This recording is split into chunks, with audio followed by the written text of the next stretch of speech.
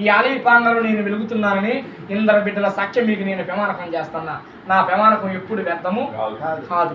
మరి సకల రూపాలు పొంది ఆనంద వైకుంఠాల తలాలతోటి మరి కార్తీకము త్రయోదశి ఆదివారము సకలాది రూపాలు పొందుతూ మరి పూర్ణ గడియలు ప్రసన్నమయ్యి ఆనంద రూపంతో తిలకించబోతున్నాయి.